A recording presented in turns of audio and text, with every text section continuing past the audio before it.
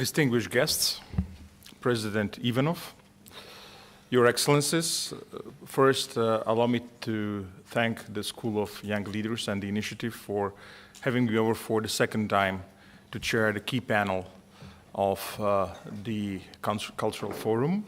My name is Ivica Bocevski. I also would like to thank President Ivanov for the opportunity he gave me to serve my country in the capacity of the diplomatic advisor to the President of the Republic and as the first Macedonian ambassador to Brazil and to South America. If you look at the program, you'll see that I have a very long title nowadays. It's due to the fact that my country is still a candidate for membership in the European Union. It's a very sad story, and it reflects the opposite of the title of the panel, which is Leadership, Cultural Bridges and Legal Frameworks in Post-Conflict Reconciliation. Just to give you a perspective, when I was a teenager, my country was called Yugoslavia, and my Macedonia was only part of that Yugoslavia.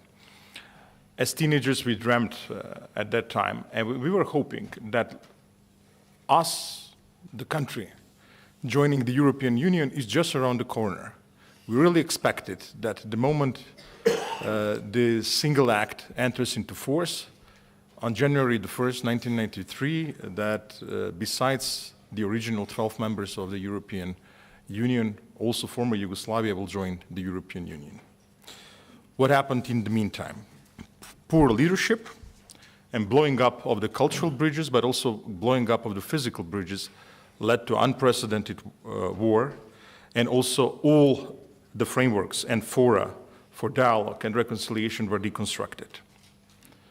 Instead of us becoming members of the European Union, we were just silently watching our country collapse into the flames of war, and also we were watching our neighbors becoming members of the European Union.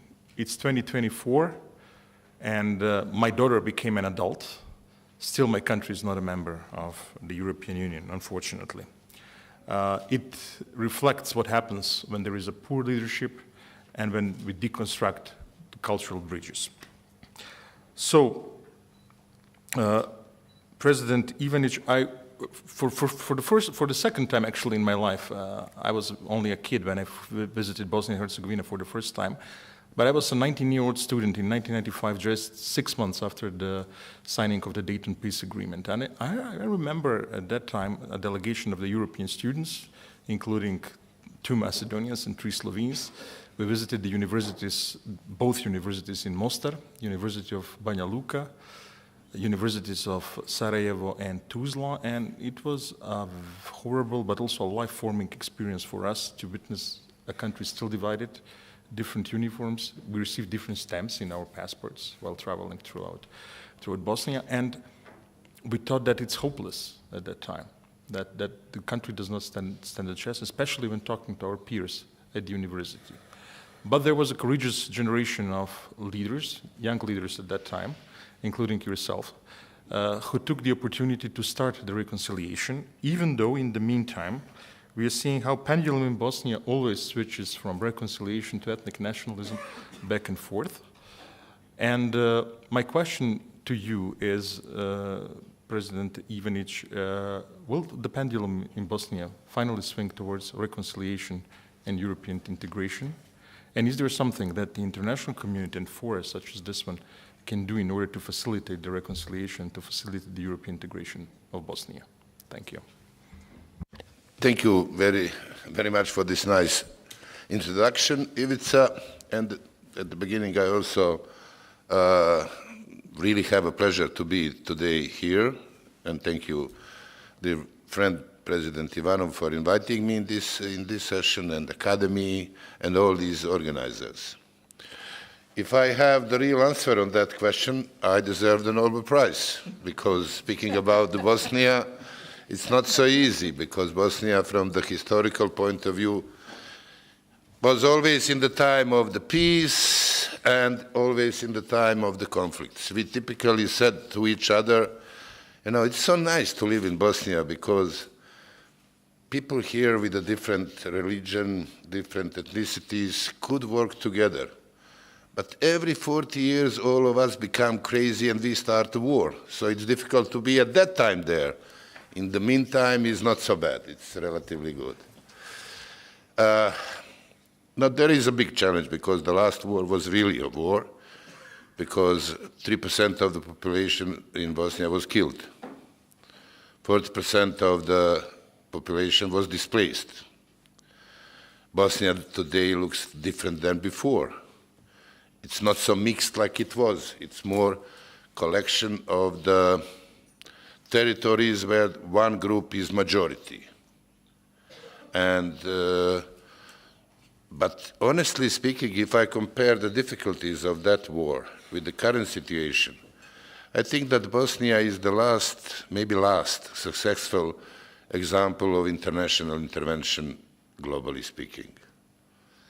After the Bosnia, I cannot remember a case where the international community was so successful, because at the end of the day, we live in a relatively peaceful situation with a lot of tensions, but not the conflicts.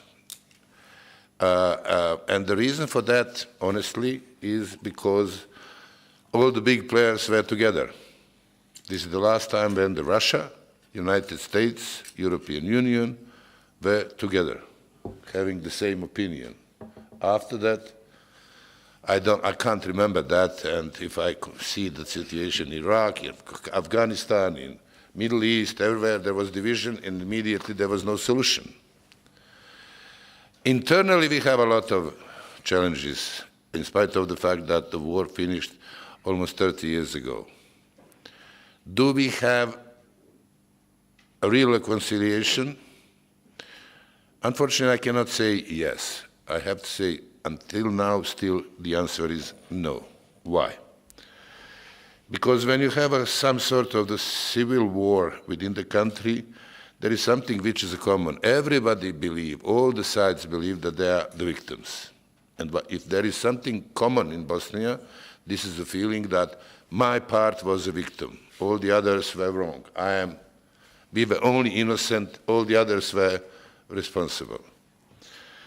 And there will be a need for a long time just to be patient enough to reduce these tensions and then to start to really rebuild the real reconciliation.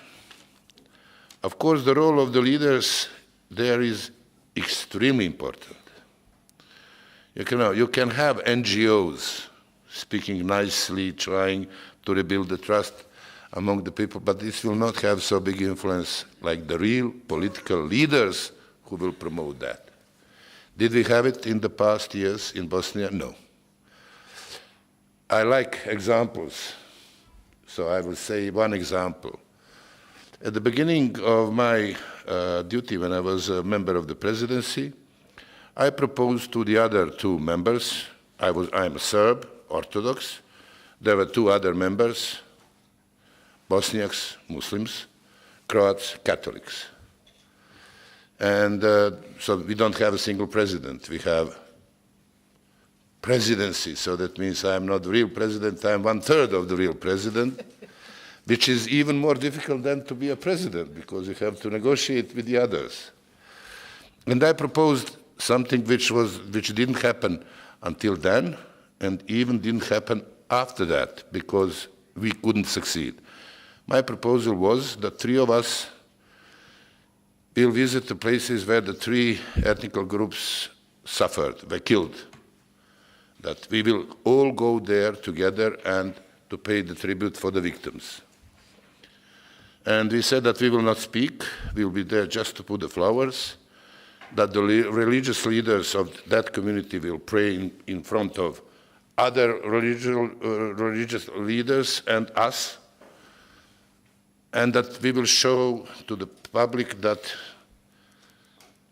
we respect all the victims and let's try to rebuild a trust. Unfortunately, we didn't succeed because one member said, okay, two of you can have one place. I need two places because my part was the biggest victim. And we didn't succeed. Everything was agreed. Even the religious leaders agreed to that proposal. They believe it was good. And unfortunately, we didn't succeed that.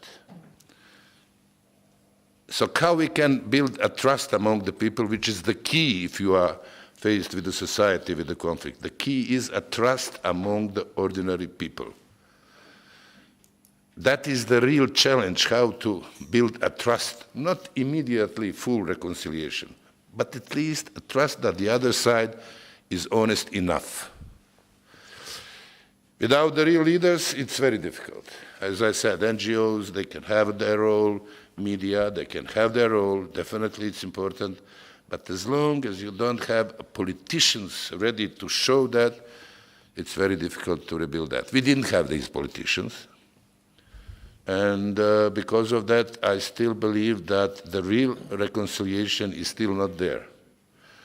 Bosnia, like a country, is not more complicated than Swiss or Switzerland or Belgium. It's not more complicated, but there is one big difference.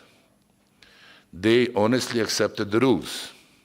We are trying still to cheat, to make some Balkan ways to misuse the rules to be in a better position. Once we accept that, I think that we can be very optimistic about the stability of Bosnia. Bosnia is definitely needs, maybe even more than any other country of the region, to be a part of European Union.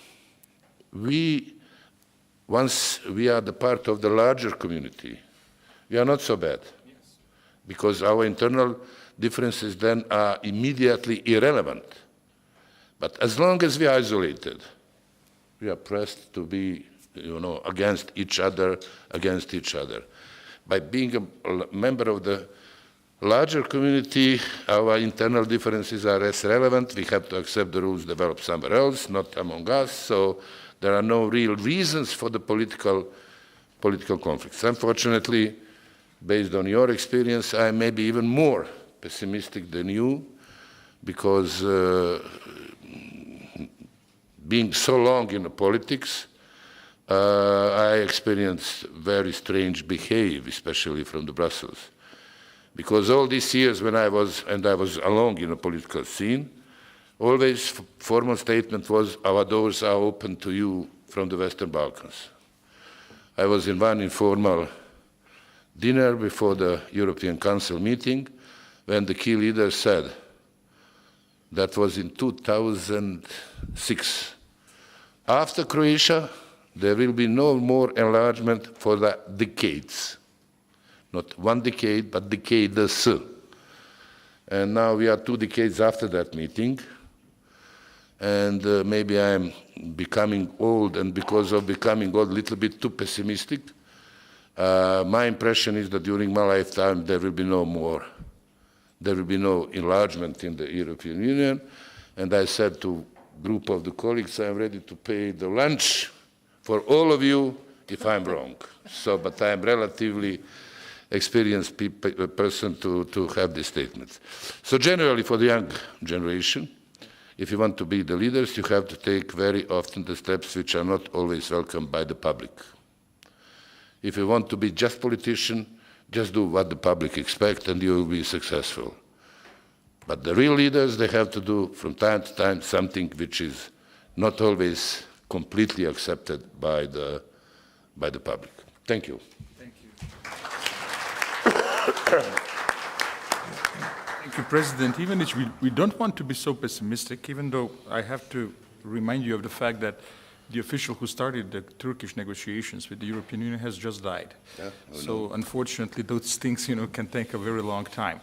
But speaking of real leadership, today we also have on our panel First Minister Salmond, and I would like him to talk on the outcomes of 2 referenda and the reconciliation after those 2 referenda. In the first case, you led the effort to resurrect an old nation, the Scottish nation, and the referendum was very tight, though at the end the Remain vote in that case produced a result. You led also the reconciliation effort after that referendum. You've heard us and our aspirations to join the European Union, yet another referendum led your country to leave the European Union, even though Scotland voted to remain in the European Union.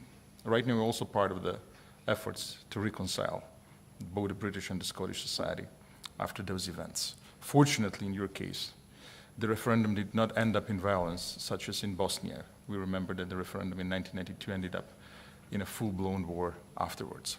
So is there a lesson that Scotland can teach us, the rest of Europe, about how to deal with the outcomes of the democratic vote, even if the vote does not express our deepest feelings, aspirations, and agenda? Thank you. Well, Chairman, I'm always reluctant to teach lessons to other people in other countries. And can I just say to the President here that if I say anything wrong, then I will not be buying lunch for lots of people. I'm Scottish, after all. We don't do these sort of things. The process is quite interesting. There were many successful things about the process of trying to reclaim Scottish independence. There was no violence. I mean, Scotland is not unique in the world, but it's unusual in that the process of self-determination in the modern era in Scotland, in the democratic era, has been achieved without a single person losing their life. In fact, nobody's had so much as a nosebleed. I think the worst excess in the entire referendum campaign of 10 years ago was that somebody got an egg thrown at them, you know, which is hardly in the great excesses of politics. So that was an extraordinary success. And that was enabled, of course, because people on each side of the argument knew that there was a process by which the argument could be decided, i.e. a referendum, a square go, as we might call it in the Scottish vernacular, an even contest whereby people could to resolve a situation. Now, that's a successful thing, and of course it's not just one side. I mean, that has to be agreed by both sides. There's no point having a one-sided agreement. That wouldn't achieve anything. And I suppose the Edinburgh Agreement I signed with David Cameron in 2012, David Cameron being the United Kingdom Prime Minister and the lead unionist, is an example of an agreement whereby two opposing sides, came to a decision to hold a referendum and agreed to abide by the outcome.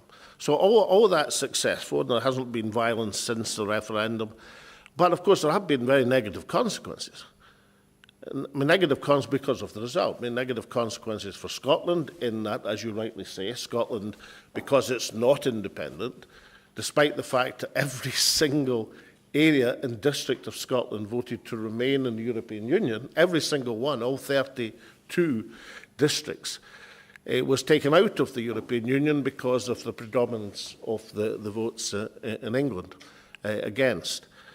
So that's clearly a major negative consequences. There are many others I could point to. The wastage of resources, not just oil and gas, but the renewable resources in terms of the lack of benefit for the Scottish people. I mean, we have been the only country in history to discover oil and gas in substantial quantities and become relatively poorer.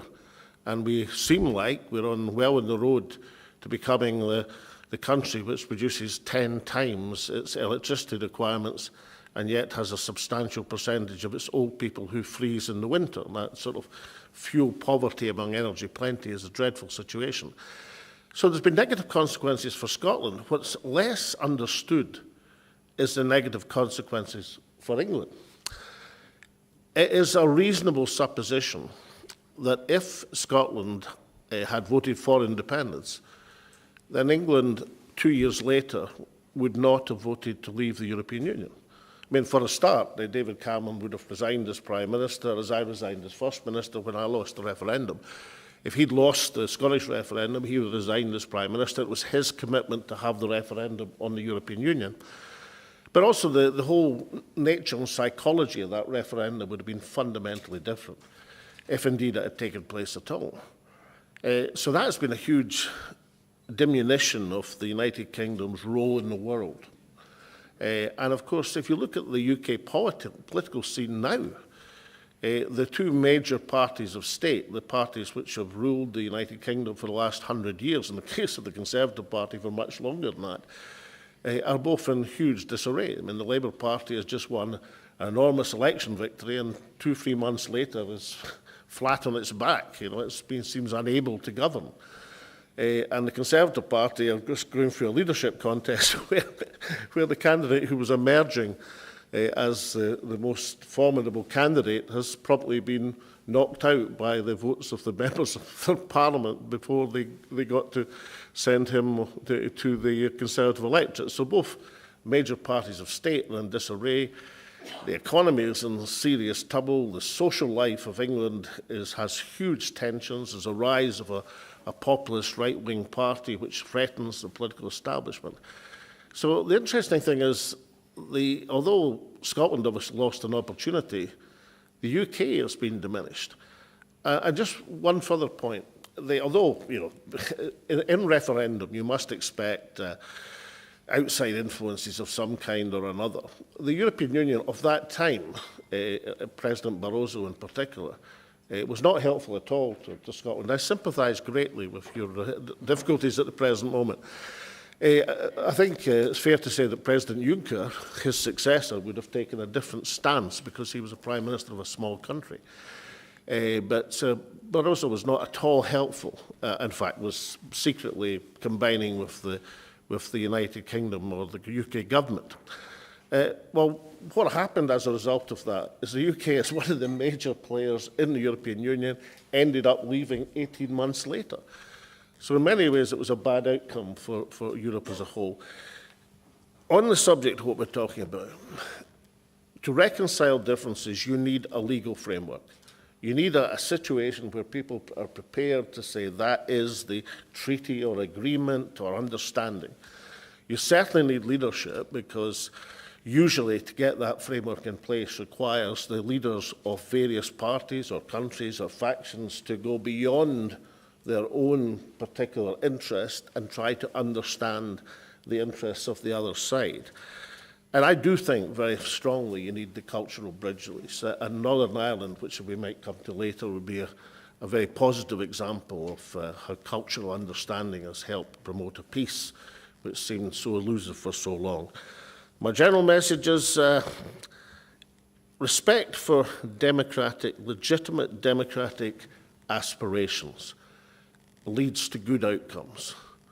Disrespecting it in one way or another, and often surprisingly, can lead to bad outcomes for everyone. Thank you. Thank you very much. And ladies and gentlemen, it is our honor here to have Yossi Beilin, the architect, leading architect of Oslo and Geneva courts. Minister Beilin, we would like to hear your experience on working, designing and implementing those both accords. And can your experience with Oslo and Geneva serve as a path for reconciliation between Israel and Palestine nowadays, and also for a wider reconciliation in the region of the Middle East, which will potentially bring peace to the Eastern Mediterranean and diminish those negative consequences that we face right now in this moment? So please, the floor is yours. Thank you very much.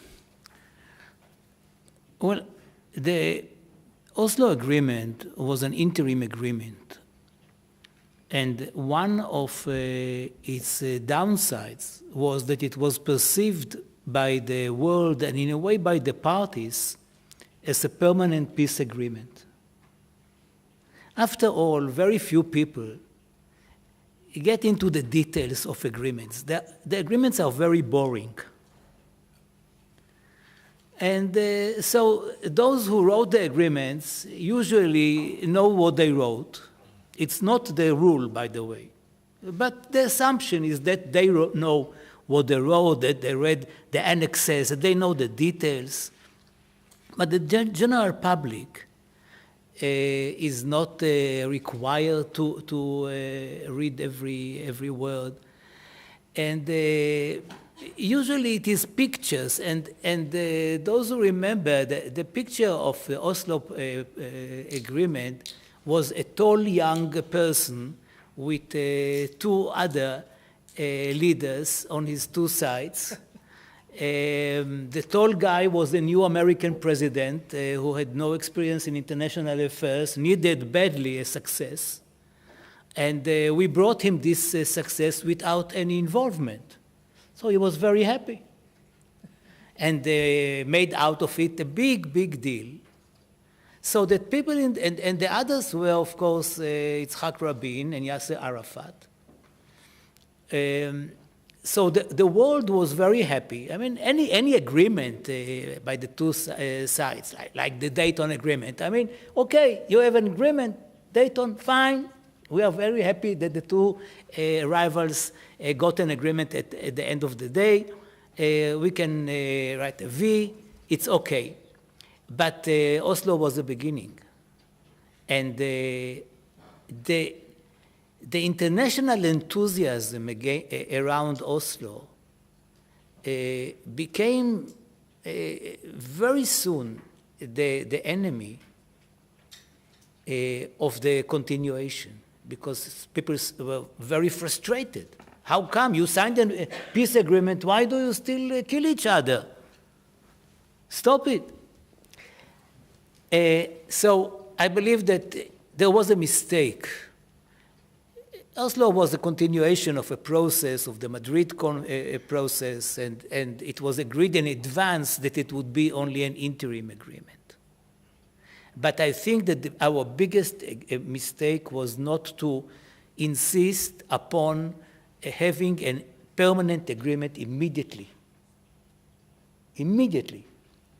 without waiting for, trust and confidence buildings and all these things, which are important, but take time. And we don't have time. Time is running. So it was very easy among the two delegations which met for the first time, because the Israelis were forbidden from talking to the PLO organization people.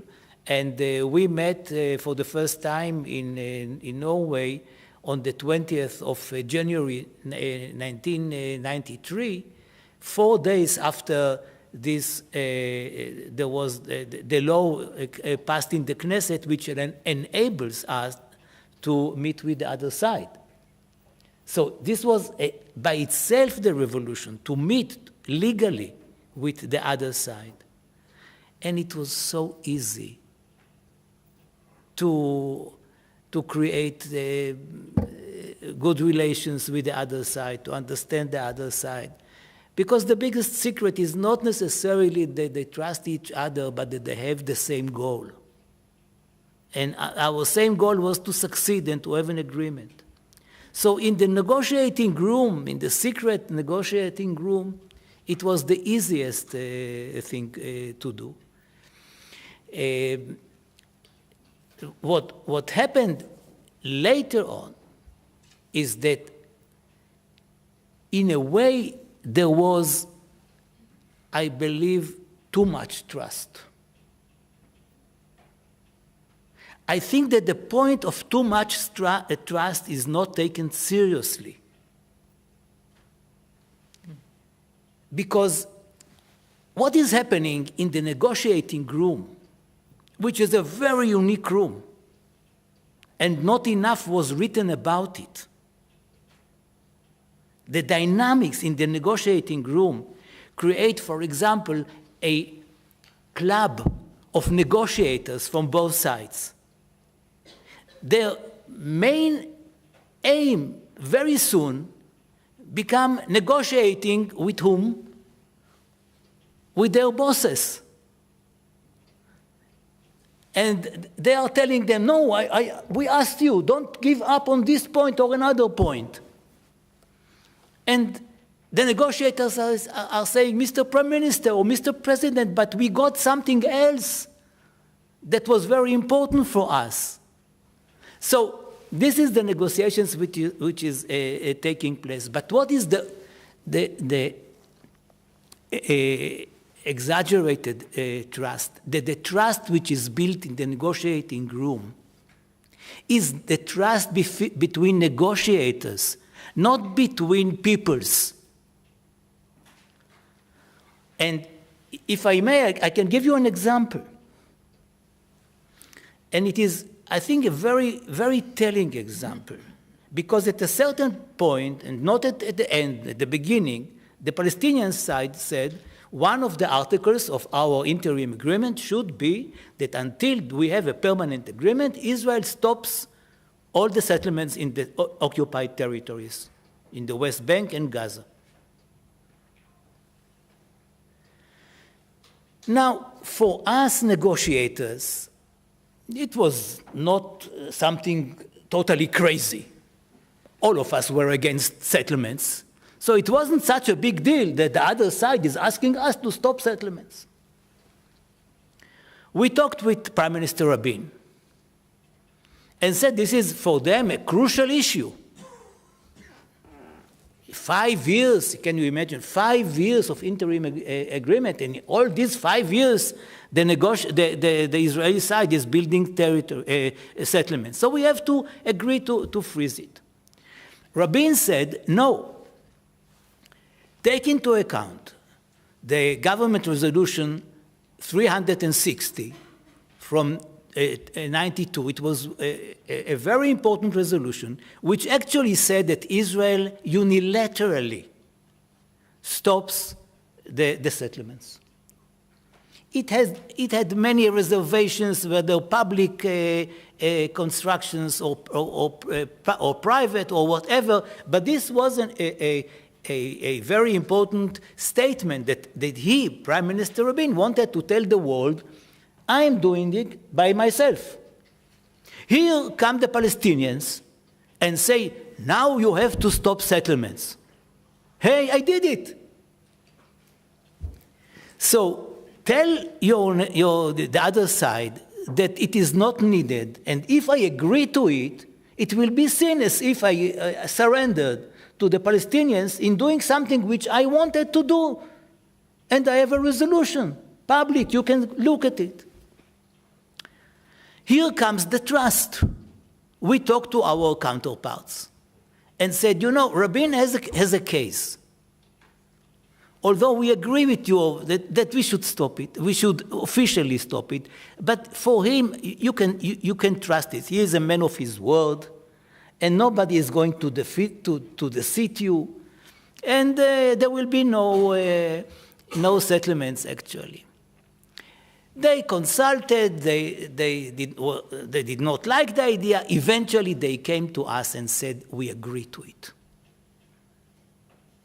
For Rabin, it was a very big achievement.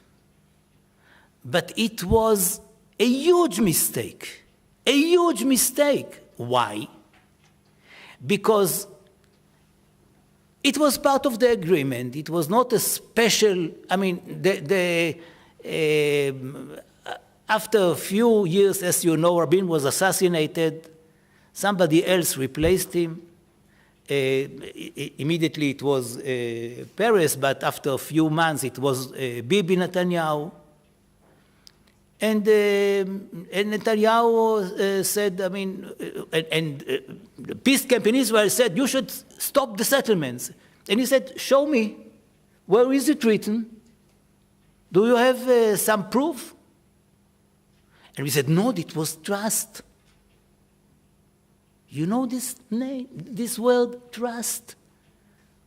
There was a mutual trust, and we said that we will not build settlements. He said, with all due respect, if it is not part of the agreement, I don't have to fulfill it. And I think that for any negotiator, it is very, very important. Don't be misled by the trust which is created in the room of the negotiators, because they are there temporarily. They can be replaced politically. They may retired, they may die, and some of them even may be assassinated, God forbid. So if you want to have